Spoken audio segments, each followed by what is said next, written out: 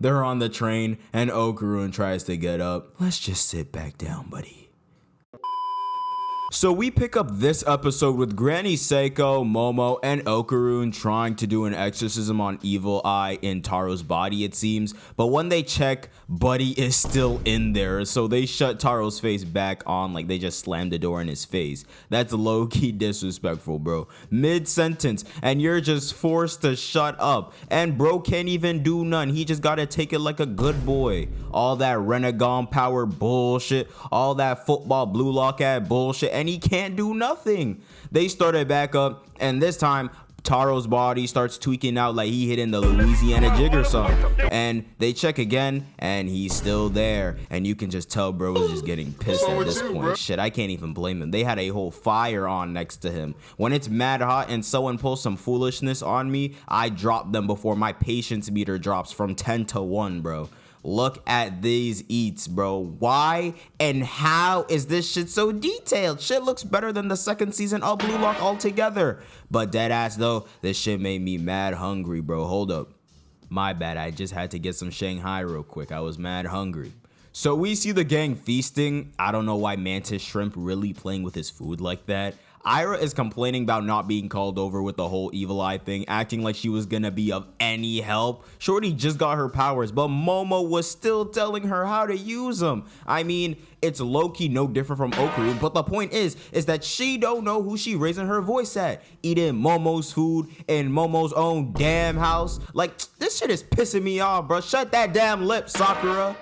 She then starts taking shots at Mantis Shrimp about coming back to Earth, but he explains that since his planet is filled with a watery substance that sends oxygen right to their lungs, it's hard to milk the cow, and Chiquita can't survive without drinking milk. So they just decided to live on Earth altogether.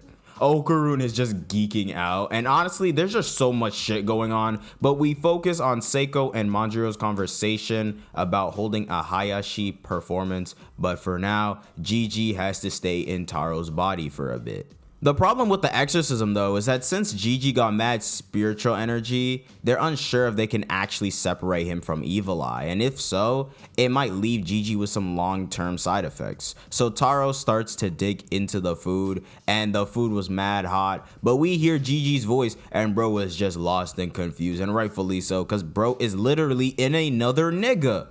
Hey, yo! But Granny Seiko still got her guard up, being that evil spirits can mimic voices to trick others. So everyone's teed up right now, and as she tells Taro to open his face, and notice how Ira ain't even in this frame, bro would have done jack shit in the last arc, I'm telling you. But as he opens up his face, we see Gigi making this dumbass face, bro. Bro is not serious. But that's when Seiko realizes that by splashing water at Gigi, being that when it's cold water, he transforms into Evil Eye, and when it's hot, it reverts him back.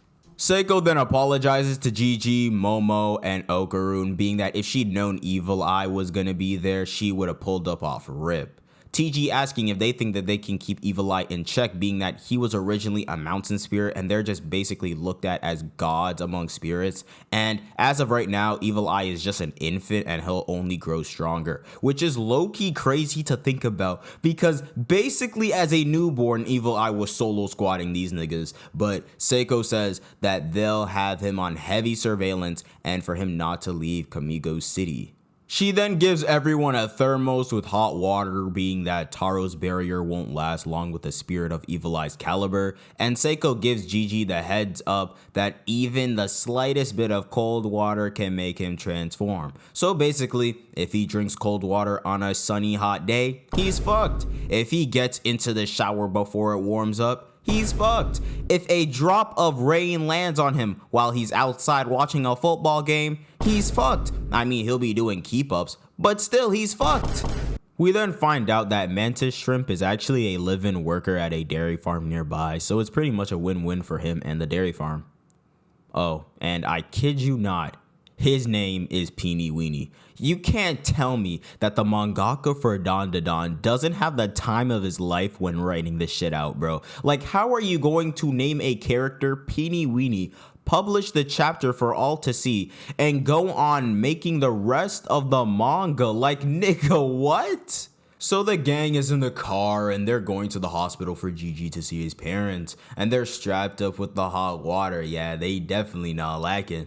Their pinkies touch and Okarun's a little shy and embarrassed. But Momo decides to make the first move, telling Okarun to put his hand back on the seat. They start to enter a tunnel with their hands touching, being all cute and shit. But Gigi's ass had to ruin it by complaining about how Taro won't listen to him. Buddy, that ain't her problem. What do you want her to do about...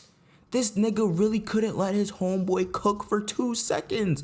What's frying me though was the fact that Seiko was eyeing that spot like crazy ever since, bro. Like, chill, Granny Seiko, you good. Okarun ain't gonna do her no wrong. Gigi hugs his parents and he starts bawling his eyes out, but I'm glad to see that they're all good and well. We then see that they're talking about the volcano on the news, and the Kito family has finally been arrested. Finally! Really thought that they could mess with my homegirl Momo and get away with it. But Auntie is still on the run and they really searching for her like she got the 5 stars to her name. Where the fuck is that chopper at though? We just see her tweaking out, being that she really built that worm brick by brick for 200 plus years. God damn, Auntie, yo ass is old. But she curses out Momo, saying that she ain't getting away with this, you know, shifting the blame to her per usual. And turns out she ain't even human. Who would have fucking guessed? Stating that Momo has turned all of the subterraneans into her enemy. There was always some odd about her Itoshi ass eyelashes, but I just couldn't prove it. I felt like that one nigga from Dexter for real. We then see Momo catching Okarun walking to school, and so they end up walking together. And as they're chopping it up, talking about the evil eye situation at home, Momo's friends come in. And I like Miko, cause she's chill and all that, but this Gairu gotta chill, bro, cause why did she think that grabbing Okarun like that was the best course of action? Loki blocked your homegirl from releasing the shot, but they all just ended up walking to school together. Ira looks at her classmates and she isn't getting glazed no more. Thank the Lord, cause what was the hype for real? But Momo and Okarun come in to take her on for a little walk. She acting all cute in front of everyone in the building, but dropped that act real quick when it was just them 3. She starts spazzing at Momo for no reason. But that's when we see that Momo wanted to ask them if they wanted to sleep over at her crib, cause she may got that high IQ, but she can't stop Evil Eye alone if that shit happens. She also wants to lighten the burden off of Seiko and Manjiro because they're taking shifts watching Gigi while she's at school. And of course, Okarun ain't no fool. He got the hunger. It was just the latent ability kicking in, so he's on board with it. Oh, and Ira too, I guess. As you can tell, I do not rock with Ira. She be having her little moment, and I do say moment because it's still at 1, but until I see more, she is just mad annoying to me. We then see that the seal is starting to wear off on Taro's body, so Seiko tells Taro to release his body, and Seiko just warns Gigi to be extra careful. So Okarun and Momo are back from school. Oh, and Ira too, I guess. Acting all bougie and shit. Man, get out of here. Seiko tells everyone to strap up with the thermal so they ain't lacking if Evil Eye comes out. It's dinner time though, so they start chowing down and they just chopping it up, having their own individual convos with the person next to them. But Seiko asks Okarun to pass the soy sauce, and as we see a drop come out of the bottle, it hits the table. But he grabbed the wrong one. So as he passes the soy sauce to her again, a drop hits Gigi's hand and Evil Eye comes in and flips the whole damn table over. And if you're anything like me, you wouldn't be worried about Momo, Okarun, shit, even sweet Granny Seiko. You'd be worried about the damn food because it was good eats and it all went to waste. Bro opened his Renegon, everyone was straight cooked. Ira grabbed bro's arm with her hair, but he caught her kick and kicked the absolute shit out of Okarun. Oh my goodness. But of course, the clutch master Momo comes in to splash hot water on him for him to change back. But as you can see, the house is just sheets after 4 fucking seconds. Had Okarun laid out and all. but Momo tells Seiko that it would low-key be impossible for Gigi to avoid cold water for the rest of his life, and Seiko agrees, saying that they might not have a house by the next day. But that's when this emo-ass quartet pulls up on them. They low-key got it on though, hold on. Already posting up like they about to get flicked up, but Seiko tells them to go home, and without question nor hesitation, they leave. Loki would be any of y'all watching this video if Seiko asked y'all to do something.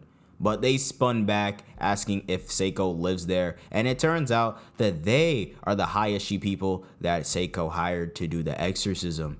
So they're getting ready. Look at all these outlet extenders, and they're smoking too. Yeah, rip the electricity bill. Shit finna be through the roof. Or I guess through the roof that they had 4 fucking seconds ago. So they're turning on their gear, and it turns out that they aren't spirit mediums, and they can't even sense spirits, but they have the power to echo their sound into the spiritual world. So Seiko starts the fire, and when I tell you that they were cooking with their performance, I don't just mean the outlets in the power box. I mean this shit was mad hard. Had the trio banging their head, had Seiko banging her head, shit, even had me banging my head like I was from New York, like this shit was so tough. Had all the spirits coming out of their grave for this one, but that's when Gigi tells them to stop. Seiko told Momo to hold Gigi down, but that's when she sees Evil Eye's backstory. Gigi tries to plead, saying that he'll try really hard not to use or come in contact with cold water, but is just begging them not to kill Evil Eye. So that's when Seiko puts out the fire, takes the mic, and tells them to call off the exorcism, and that she'll have Evil Eye join her family. And I was like, what? But she's low-key building a crazy starting lineup with these spirits she got in her house at the moment. If all I gotta do to be a part of the family is to act possessed and in need or some shit, I do that shit in a heartbeat. Let me chill out real quick. So Momo asks if Seiko is dead ass, and I can't believe I'm saying this right now, but Ira is low-key speaking some facts right here, because she said that they pretty much have to babysit Gigi forever, being that there's no time date now, and now it's really just when is it gonna happen. But Okarun says that he'll just get stronger so he can hold down Evil Eye and keep him in check. Got Momo blushing too, but she also comes in to say that she'll get stronger to lighten the burden off of Okarun. And here comes Ira's cock blocking, not even cock blocking, coochie blocking Momo, saying that she'll get stronger to send Momo flying into the sky like Team Rocket. It starts to rain though, and the one that was sent flying was Okarun from Evil Eye, bro. But it's getting late, so for now, they have to suck it up and just use cardboard from the supermarket to replace the walls. Gigi wakes up in the middle of the night out of his sleeping bag, and Okarun, who is for some reason wearing a sleeping mask under his glasses, like, bro, what is the actual point? Low-key, for someone who actually wears glasses, this shit just got me so tight, bro. Cause are you not worried about them breaking in your sleep? Like, do people not toss and turn in their sleep? But he notices that Gigi went to use the washroom, so he steps out and waits outside for him and makes sure that the water is hot before letting Gigi use it to wash his hands. We then see Momo open the door just barely awake, and they just give her the thumbs up to let her know that everything's good before she shuts the door back. And I don't know why this scene was frying me so much as it did on the first watch, but I was just dying, bro. As they're about to go back to sleep, they see that the cardboard next to them is coming apart. Okarun tells Gigi to stand back as he fixes it. Gigi apologizes again, but Okarun tells him not to, being that they're just looking out for each other, and tells Gigi that when Turbo Granny first possessed him, he was trouble to the family too, but nonetheless, Seiko and Momo were devoted to helping and taking care of him. He also mentions that there was a time where he tried to repay them for living expenses and clothing, so he delivered some newspapers for a bit to make some cheddar cheese and give it to them. But Seiko declines the money, saying that if he felt gratitude for them taking care of them, then he should pay it back forward to someone else who's in need and in trouble, saying that's what it means to look out for each other. Oh my goodness.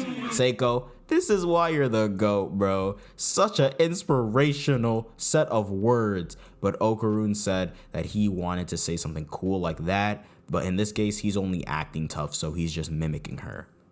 We see that it's morning and Ira wakes up yawning like a bear. Oh my goodness, seriously, what is the hype to her? Anyways, we see her doing a skincare routine. High-key gotta take mine more seriously, I can't cap.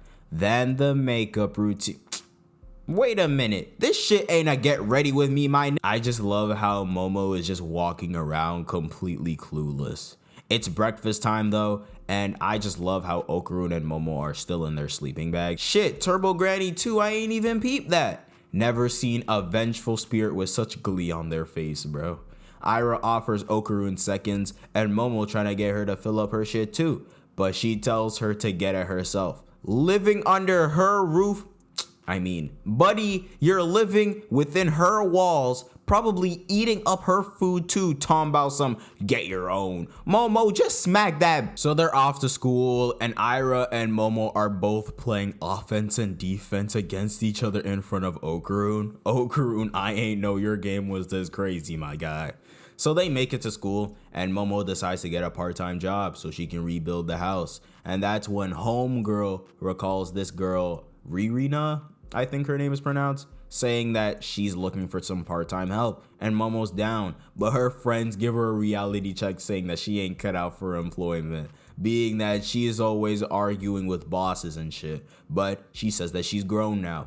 So both homegirls pull up on Okarun and look at these smiles, bro. You can just tell that they're up to no good, bro. They tell him that Momo got a part-time job so he can go home without her, but that's when they pick bro up and say that he should go on a date with them. Okarun, I ain't know your game was this crazy. Oh my goodness. And bro is declining while they're just dragging him out of the school, through the crosswalk, through the whole damn city, bro. What happened to no means no. My nigga said no. Leave him alone. This gotta be some form of harassment or something, bro. They're on the train and Okarun tries to get up. Let's just sit back down, buddy. So they end up arriving at a shopping street, and they force him into a maid cafe, and Momo is working there too, and they're both just mad embarrassed. But that's the end of the episode. But yeah, if you guys did enjoy this video, then please leave a like, subscribe to the channel if you are new, and comment down below your thoughts on the episodes and if I should continue making these weekly or bi-weekly episode coverages. Make sure to also go follow the socials like the Instagram and the Twitter, and join the Discord to be a part of the community. All links are in the description down below. And without further ado, I hope you guys do have a great day, and see ya.